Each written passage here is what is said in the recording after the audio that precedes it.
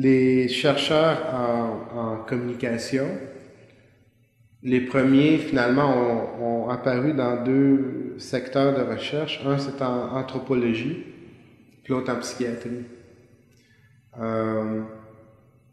Ça vient du fait parce que souvent on s'aperçoit de quelque chose quand c'est plus là. Donc on s'aperçoit de la bonne nourriture qu'on peut avoir à la maison une fois qu'on a déménagé, ou des bonnes petites intentions une fois qu'on n'est plus là.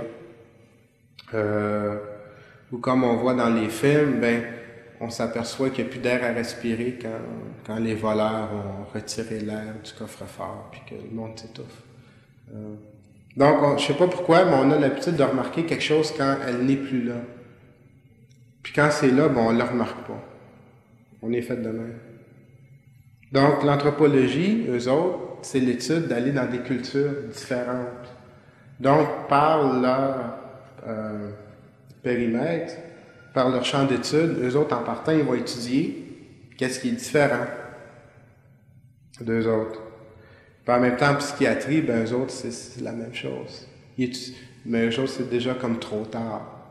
Déjà, cela ne marche déjà plus. Donc, c'est vraiment ces deux secteurs où on étudie des choses qui sont différentes de nous. Dans les années 50, Gregory Bateson, avec un psychiatre, a écrit comme un livre qui était comme une nouvelle façon de penser, puis qui peut être résumée en faisant l'énoncé que l'identité n'est pas indépendante du milieu social dans lequel une personne appartient. Que l'identité est généralement définie par la culture dans laquelle une personne habite.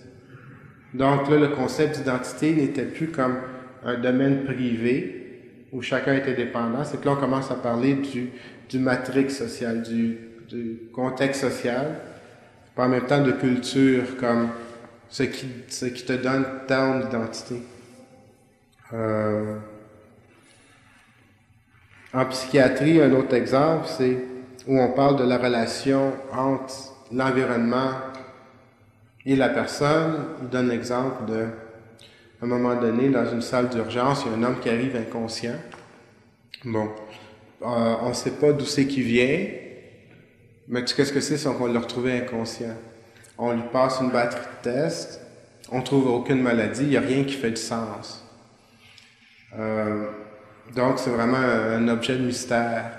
Jusqu'à temps qu'à un moment donné, quelqu'un arrive et dit, ben finalement, cet homme-là, il est tombé d'un avion, puis il y a eu une base de pression énorme, ce qui a fait qu'il est devenu inconscient. Donc, c'est le changement de pression. Puis là, maintenant, ça explique toute sa situation, ça fait du sens. Donc, c'est quand on ne comprend pas le contexte, quand on n'a pas l'information sur le contexte, ça peut amener qu'on va donner plein de définitions à la chose qu'on regarde à l'intérieur de nous, devant nous, jusqu'à temps qu'on peut identifier. Fait qu'une façon de comprendre les choses, c'est aussi en regardant où c'est qu'ils appartiennent, en relation avec leur environnement. Et puis eux autres, justement, leur approche, c'est-à-dire, quand on regarde au comportement schizophrénique, comportement justement qui est une brisure de communication. C'est là où est la clé par rapport à regarder la schizophrénie, non pas la regarder comme une maladie, mais comme une brisure de communication. Comme on ne peut pas s'empêcher de respirer sinon on meurt, ben, comme la communication est aussi vitale que respirer, ben, on ne peut pas s'empêcher de communiquer. Donc, le schizophrène, c'est quelqu'un qui va s'empêcher de communiquer. Parce qu'il ne peut pas s'empêcher, sinon il meurt, tout simplement. Malheureusement, c'est ça qui arrive aussi. Donc, cette nouvelle approche psychiatrique-là, c'est qu'il dit, au lieu de dire, ben, pourquoi est-ce que cette personne a un comportement si bizarre et si irrationnel, ils vont se demander au lieu, dans quel contexte humain est-ce que cette façon d'agir serait la meilleure possible? Dans quel contexte humain est-ce que cette façon d'agir-là serait peut-être la seule possible? Donc, ils portent l'attention, ils enlèvent l'attention sur la personne, puis ils vont regarder, ben, OK, ça fait pas de sens dans notre monde à nous. Mais il y a peut-être un monde où cette façon-là de parler fait du sens. Fait qu'au lieu de dire que lui, il a une maladie, on va peut-être essayer de découvrir, où c'est que lui, il fait du sens. Ça, un exemple qui est facile, simplement, c'est comme si t'es à l'opéra, puis à un moment donné, il y a un gars qui passe dans l'allée, puis il vend des peanuts, puis il crie peanuts. Il n'est pas à la bonne place, tout simplement. Il devrait être plutôt au parc de baseball. Fait que si on le regarde, tu dis, ce gars-là, il est fou. Mais si tu demandes, il y avait son Walkman, puis bon, il avait ses verres fumés, il était perdu. Bon, donc lui, il appartenait au match de baseball, puis pas à l'opéra. Mais ça ne veut pas dire que lui, il est fou. Donc, le schizophrène, finalement, ceux qu'on a baptisé la schizophrénie, doit vivre dans un univers où la suite d'événements que lui vit puis que lui projette doit, dans un sens, faire du sens. Donc, on ne le regarde plus comme une maladie, mais on le regarde simplement comme un langage étranger, comme des coutumes étrangères. Donc, le but maintenant est de trouver où est-ce que ça fait du sens, au lieu de dire que lui possède une maladie. C'est là que la relation entre la personne et l'environnement devient encore de plus en plus grande. Là, on lui donne une vérité. Donc, on ne regarde plus la personne en tant que quelqu'un ayant un microbe ou une maladie, mais simplement que cette personne n'est peut-être pas malade, mais elle est dans un autre contexte.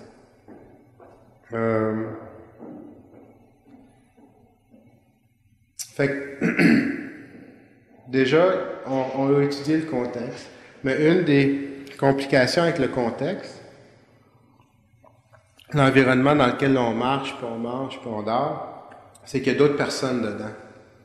Puis ces autres personnes-là, souvent, ils font plus de troubles que d'autres choses, parce que c'est bien compliqué des autres personnes. Fait que c'est quoi? Déjà, on regarde le contexte avec l'environnement. Bon. L'environnement, il bouge pas. Fait que ça, c'est correct. On peut le regarder. Mais là, les autres personnes, c'est quoi leur relation, justement, avec la communication, avec les autres personnes? R.D. Laing, qui faisait de l'antipsychiatrie dans les années 60-70, qui a commencé, surtout, qui a popularisé la psychiatrie de famille. Donc, il amenait toute la famille dans le bureau, et non seulement isoler une personne. Il disait que chaque relation amène une définition de soi-même par l'autre et une définition de l'autre par soi-même. Donc, qui on est reflété par ce que la personne en face de nous reflète de nous-mêmes. Donc, c'est plus comme on est les seuls à définir qui l'on est, mais notre propre sens d'identité est défini par l'environnement, par la personne qui est en face de nous. Chaque relation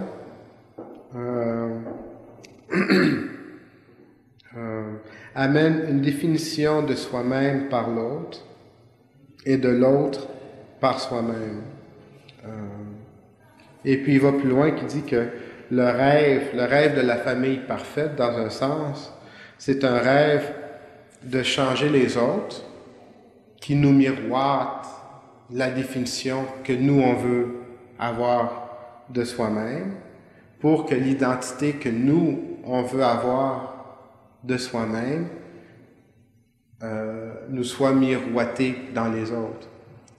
Fait que finalement, le gros romantisme dans la famille, c'est d'essayer de manipuler, de changer les autres de telle façon que les autres miroitent la façon que nous, on aime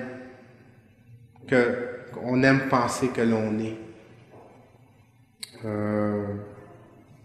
Donc, il commence à établir la relation que c'est pas moi je suis qui je suis, bon, puis ça finit là. C'est comme non. Ma définition de qui je suis est dépendante à ce que l'autre personne en face de moi va me dire. Comment l'autre personne va réagir vis-à-vis moi.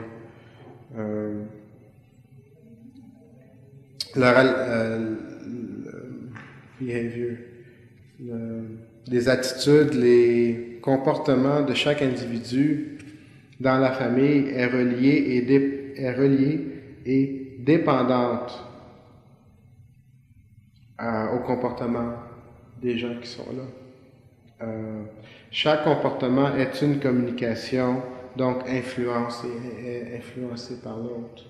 C'est là que le thème de la communication, c'est un comportement, finalement une attitude, c'est claquer la porte, se taire, ne rien dire ou crier à toute voix. C'est un comportement, c'est une attitude, c'est des informations. C'est de dire à l'autre, c'est d'essayer de parler à l'autre, c'est une communication. Pourquoi est-ce que c'est... Comment je faisais, c'est ça... comment je faisais?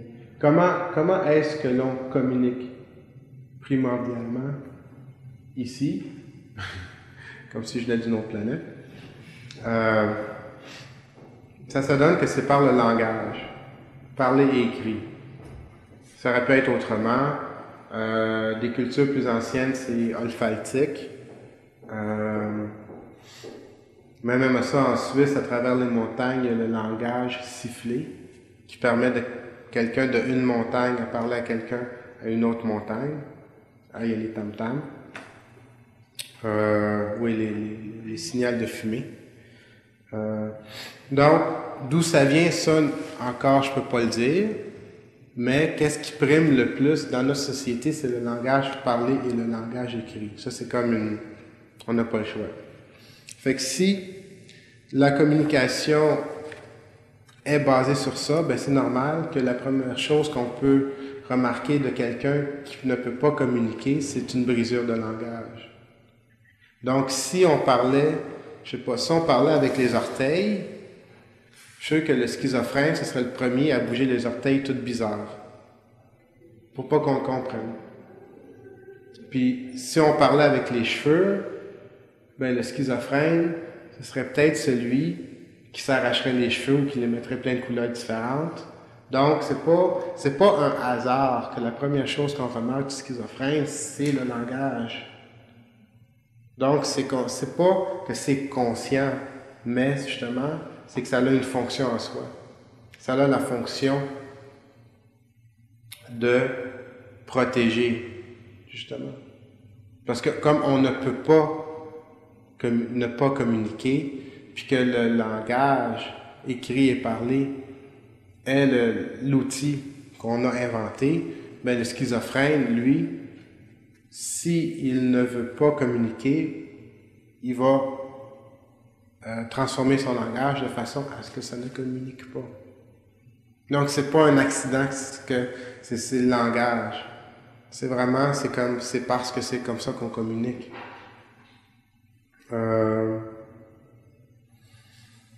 Et puis le langage, pour approfondir un peu, donc c'est vraiment comme l'outil, c'est vraiment l'outil de base dans les relations. C'est vraiment l'outil dans n'importe quel échange. C'est ça qu'on a inventé dans notre société. La façon dont les chercheurs parlent du langage, de l'importance du langage, vous avez vu les comportements schizophréniques, les comportements difficiles, on va dire, dans chaque relation, chaque participant, dans chaque communication, va essayer de déterminer la nature de la relation. De la façon que chaque personne va répondre, va confirmer, rejeter ou modifier la façon qu'on veut être identifié.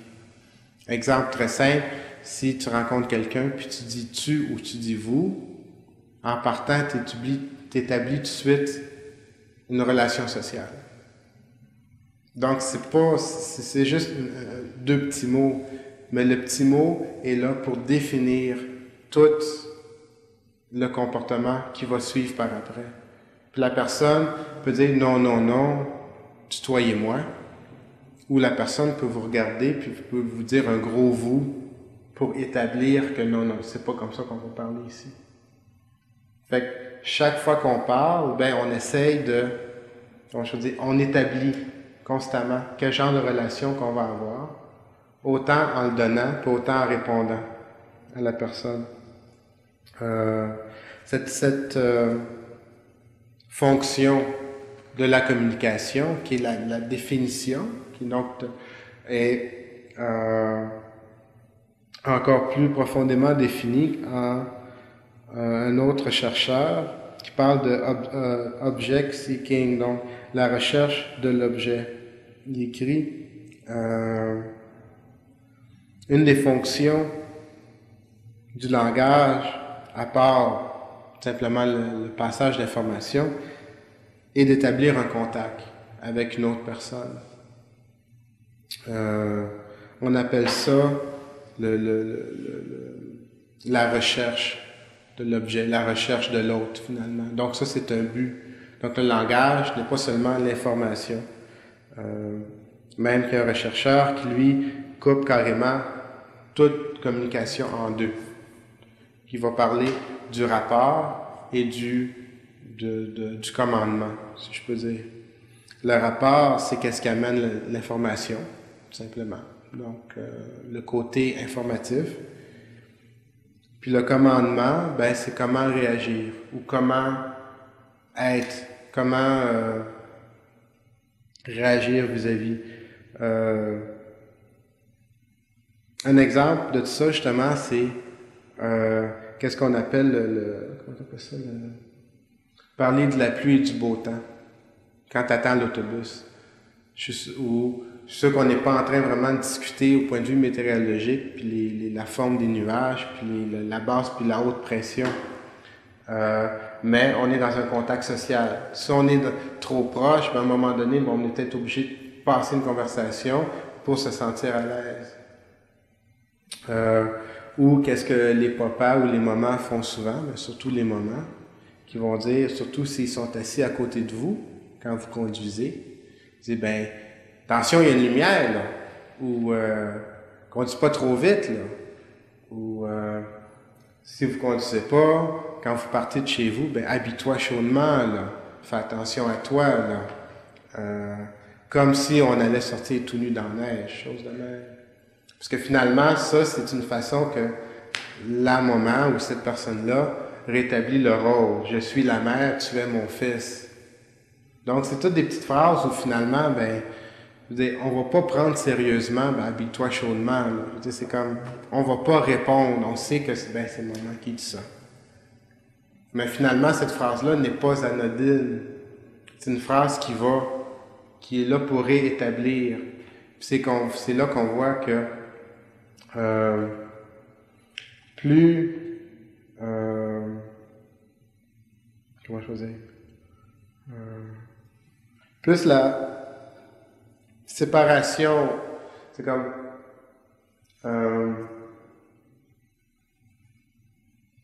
comment je faisais, c'est comme il y a deux échelles en même temps. Plus l'information va être importante, plus le comportement, plus l'ordre qui va être passé, plus l'idée va être importante. Puis plus l'information va être superficielle, ben plus on a le droit de se demander, ben finalement, qu'est-ce qu'elle veut cette personne-là? Puis c'est là qu'on se rend compte que justement, de l'importance du langage, de l'importance de la communication. Parce qu'il va y avoir beaucoup de communications qui ne sont pas factuelles, qui ne sont pas passées de l'information. Mais ils sont essentiels, justement comme pour briser la glace, ou pour soulager, ou pour, le silence est brisé. Ça fait du bien.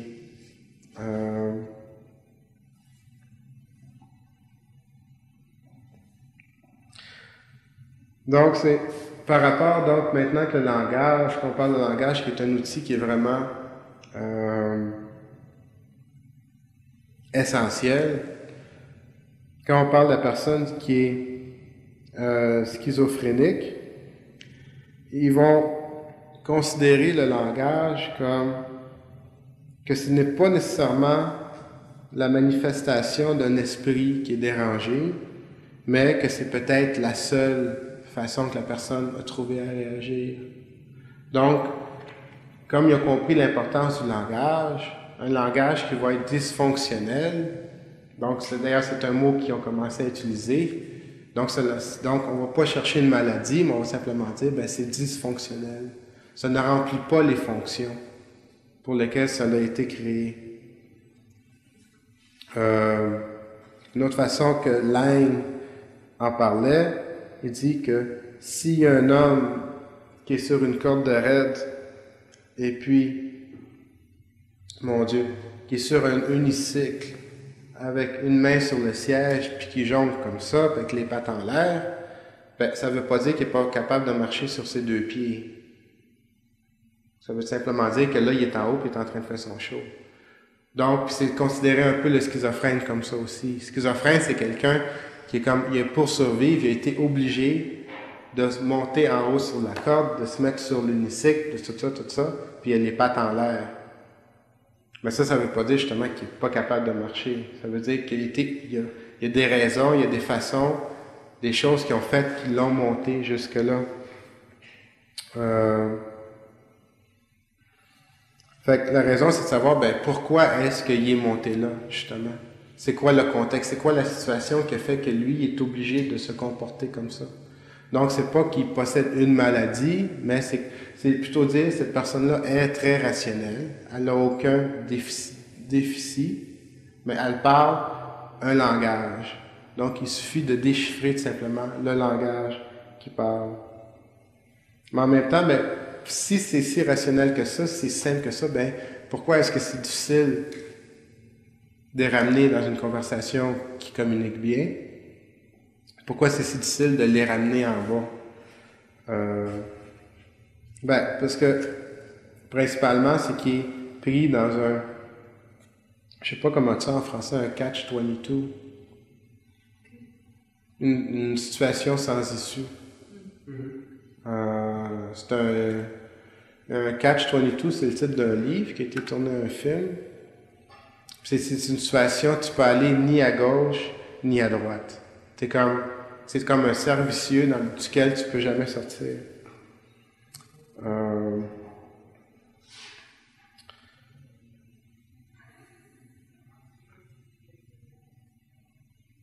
Donc, cette personne-là est en haut principalement parce qu'elle a peur, qu'elle a eu mal. Il y a quelque chose, il y a quelque chose qui a fait qu'elle est montée en haut, puis qui l'empêche de descendre.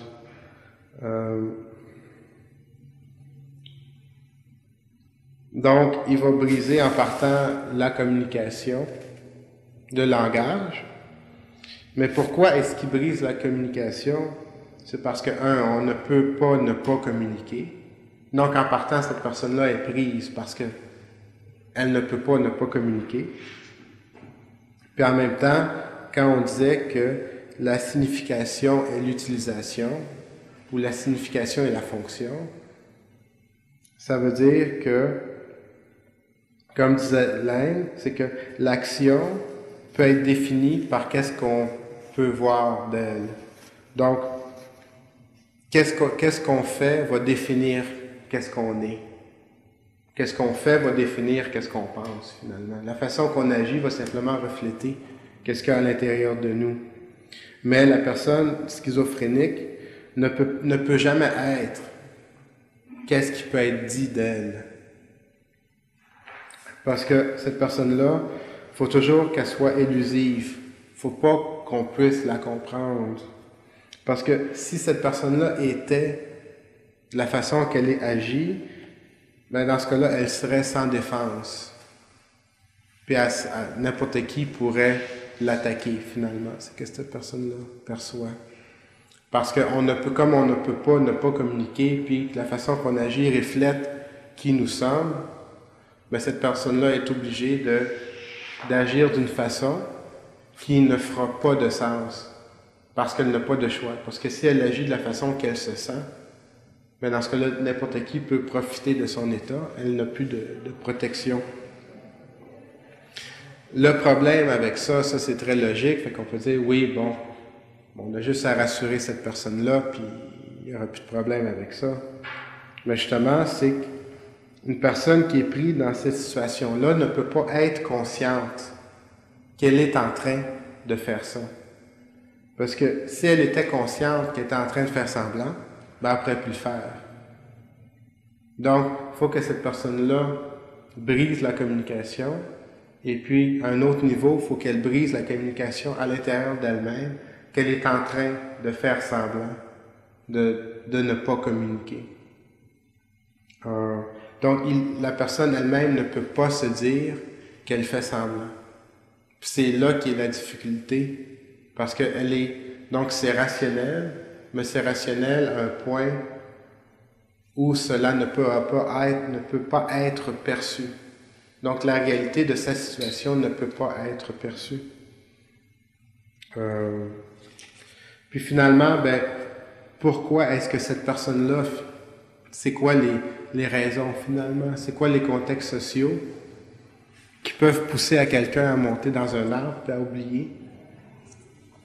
À monter en haut d'une corde puis à oublier sa situation? Et puis principalement, les trois rechercheurs, il y en a un qui parle de disconfirmation, donc de confirmer, déconfirmer. L'autre va parler de mystification, puis l'autre va parler de double bind, ou de la double boucle, si je peux dire. Mais ces trois expressions différentes, finalement, peuvent se résumer. Ils parlent toutes de la même chose. Puis principalement, c'est que ces personnes-là, à un moment donné, ils ressentaient quelque chose, donc ils vivaient quelque chose. On leur a dit de sentir quelque chose de différent, de contradictoire à ce que les autres ressentaient. Et puis en même temps, on leur dit de ne pas parler de la contradiction entre les deux. Fait que finalement, c'est comme on prend tout nu puis on te jette en dehors de la porte sur la neige, t'as froid. La personne qui t'a mis dehors t'a dit non, t'as pas froid, t'as chaud. Puis en même temps, elle t'a dit t'as pas le droit de me dire que c'est froid ou que c'est chaud. C'est comme, donc, la seule façon que tu peux survivre, c'est soit en niant ta propre expérience, donc en partant, tu te coupes tout de suite de qui tu es, ou de simplement carrément adopter la vision de l'autre, ce qui revient à la même chose aussi. Donc, c'est une situation sans issue.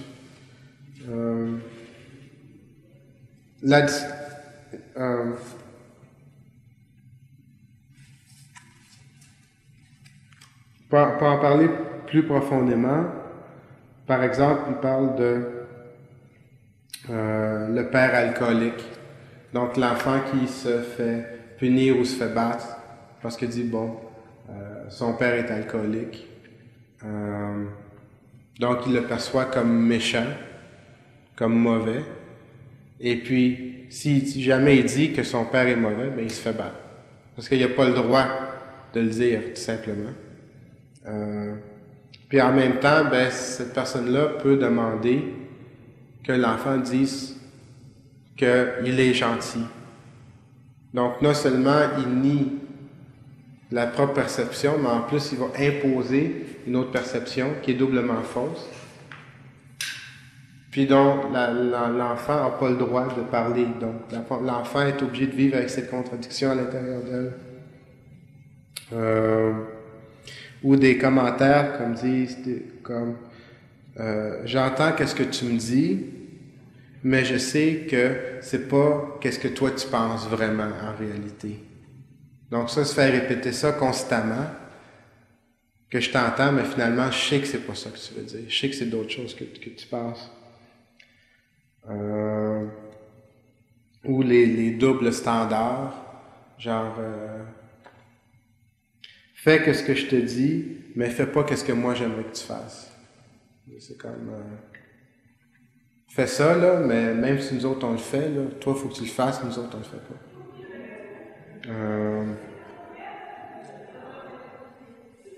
Avec toutes des choses comme ça, puis finalement l'inceste, l'abus sexuel c'est la même chose. C'est comme le pire, c'est pas le pire, mais c'est comme un où tout est inclus, parce que t'as la négation carrément dedans.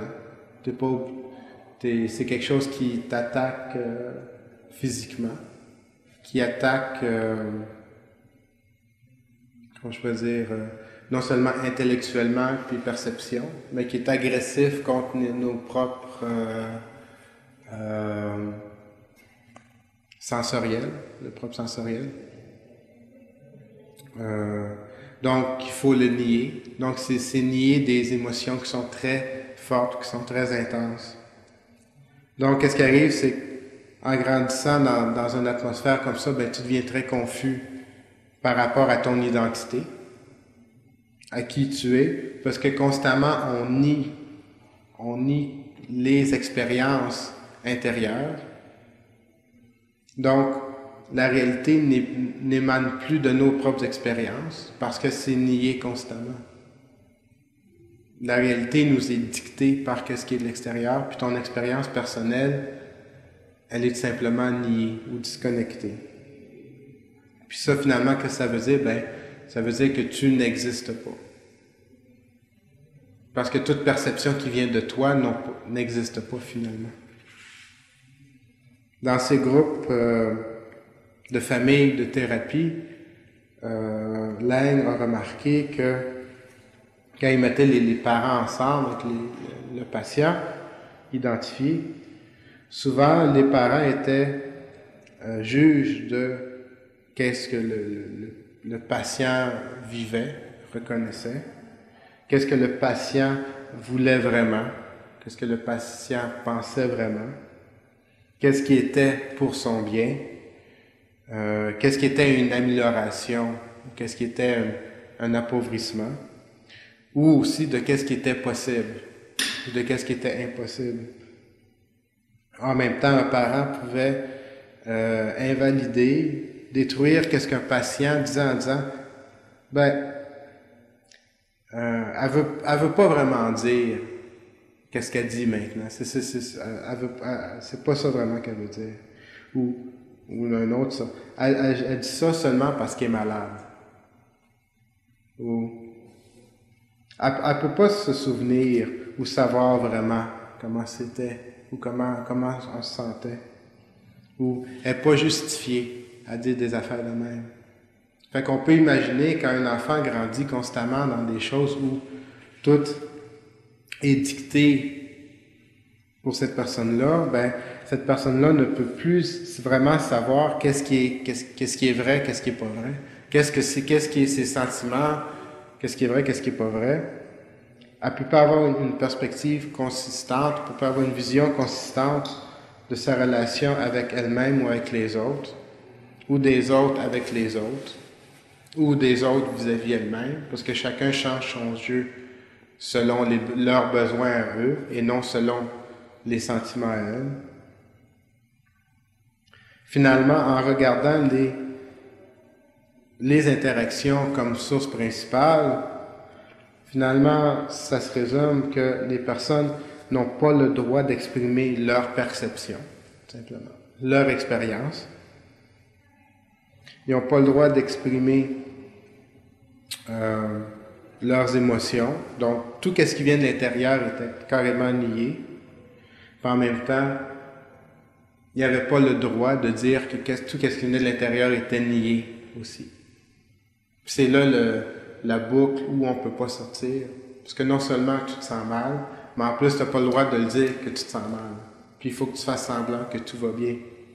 Donc c'est pas surprenant qu'une personne qui constamment, à chaque fois ouvre sa bouche, se fait nier, se fait détruire, se fait empêcher de sentir, que sa seule façon de pouvoir survivre à ça, c'est de simplement briser de la communication. Parce que c'est à travers la communication que tranquillement on gruge. Fait que c'est en prenant des comportements où on ne peut plus la comprendre que là on ne pourra plus la manipuler, qu'on ne pourra plus détruire le peu de la personnalité qui reste à l'intérieur. Ta dernière chance, c'est de se couper simplement d'un système qui lui dit constamment de nier ses émotions, de nier qui c'est qui est, puis qui ne lui donne même pas la chance de refléter sur son état dans lequel il habite.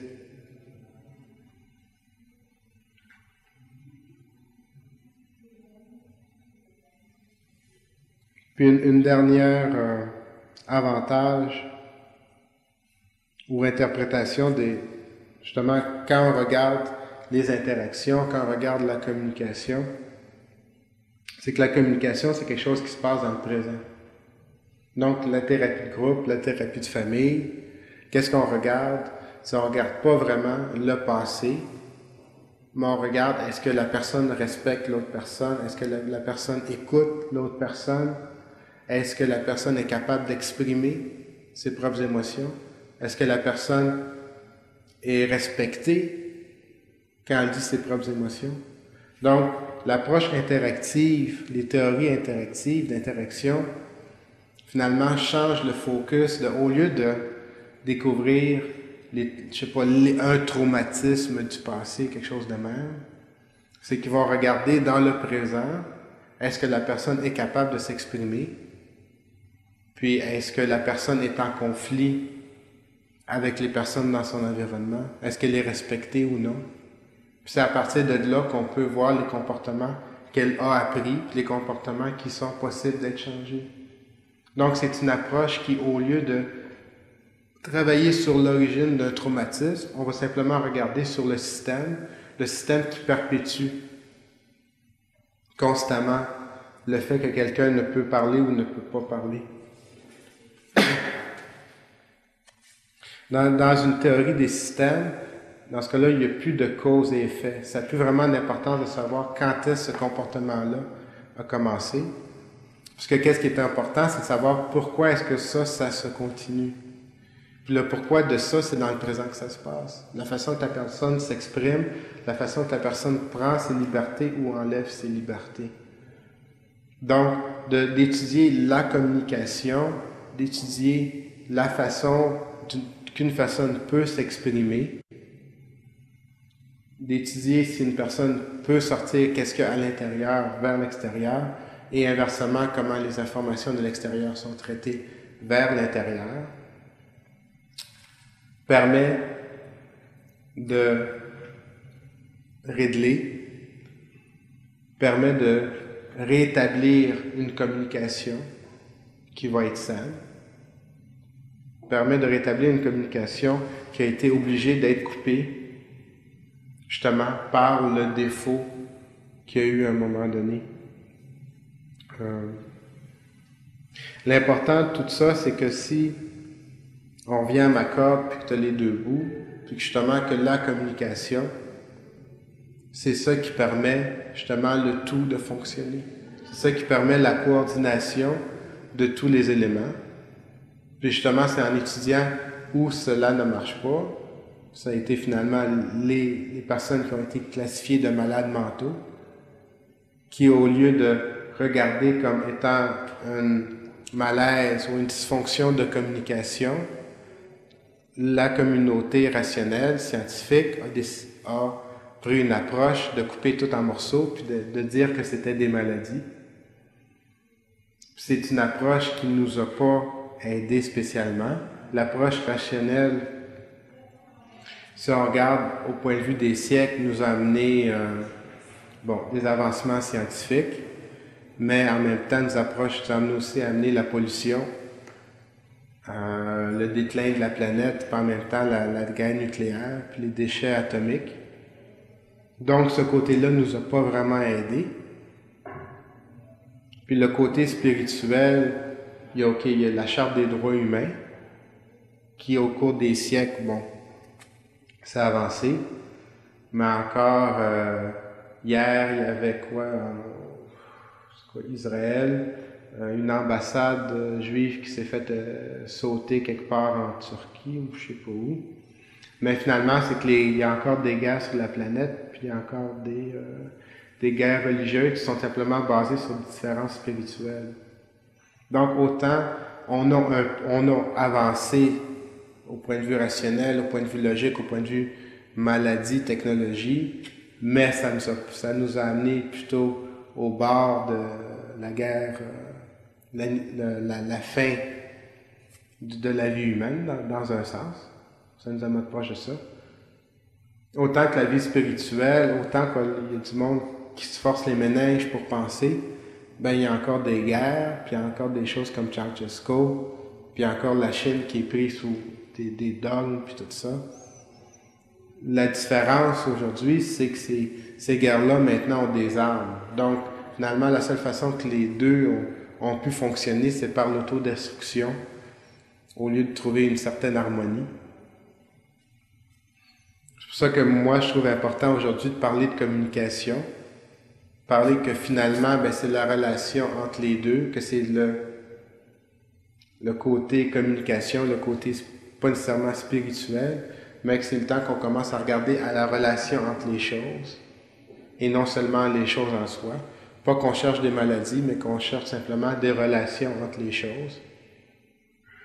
Puis peut-être justement que la façon que les malades mentaux sortent tranquillement du ghetto, qu'on cherche moins des maladies, justement qu'on va commencer plus à regarder à la façon amérindienne, à l'environnement, puis à l'union, que tout comportement, toute communication, toute interaction va toujours avoir un effet ailleurs, qu'on n'est pas des êtres indépendants qui se promènent, qu'on est tous attachés tout ensemble. Puis dans un sens, il y a un ancien poème de Lao Tse qui décrit bien ça, qui disait que les 30 broches d'une roue sont rattachées par le trou du milieu, et c'est ce trou-là qui permet à l'utiliser comme une roue. Que l'utilisation de la terre pour faire des vases vient du vide qui est au milieu. Que les portes, que les fenêtres dans une maison sont utilisées par leur vide. Donc, on est aidé par ce qui n'est pas pour utiliser ce qui est. Merci.